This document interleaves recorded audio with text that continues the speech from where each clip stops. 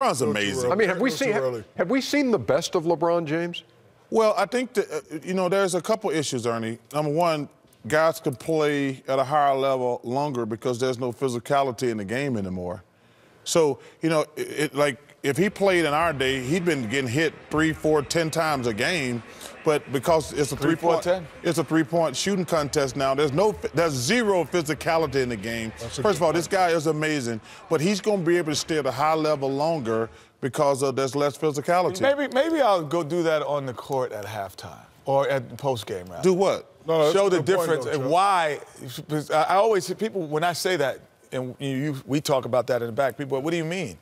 How does that affect the way you play? I say it affects everything. It affects the fact that you can demonstrate your ball handling skills and your workout skills. They show more because there's no one. It's like doing it against cones instead of doing it against people. So it's easier to get to places on the floor. So even if you're not a great shooter, you can dribble and get to areas of the floor that you could not have gotten to in the era that we played in. That's different. There's a big difference. The only disadvantage for LeBron James is that he's so good and he's been so good for so long.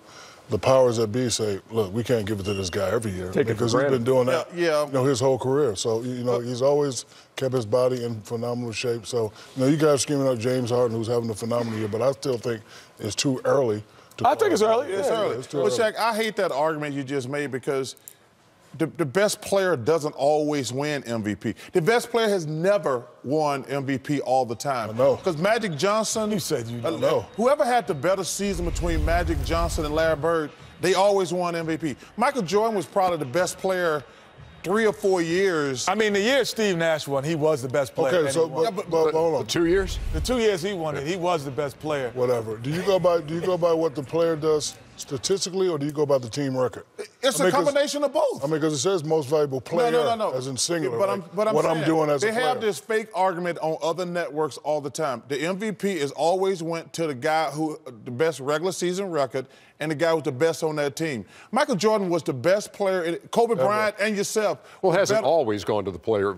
Russell Westbrook won it last year. But because he had a phenomenal. I know, but I'm saying he wasn't on the team with the best record. But I'm saying 90% of the time it went to the best player on the team that had the best record. Because Michael Jordan should have won it 5 or 6 more times when he was on a bad Chicago Bulls team because he was the best player. Okay, they gave it to it's somebody else. Okay. There is weight to different things. There are weighting to your statistics. There's weight to your wins and losses. And depending on who's judging on it, thinks differently. For me, I would weight it team success, statistical success, and then astronomical individual areas. So if you like a Russell Westbrook, right? Like a Russell Westbrook, you lead the league in triple doubles. You lead the league in assists. That's how I would rate it. Would you be great without yourself or without the team? Say Think what? about that. Would you be greater without yourself or without the team?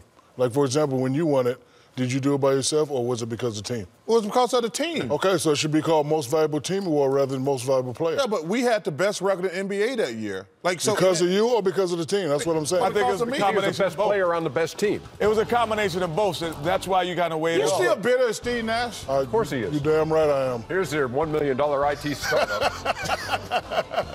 Underdog, put that on my laptop. See, y'all just taking a great idea and a great No, we're going to have fun with a great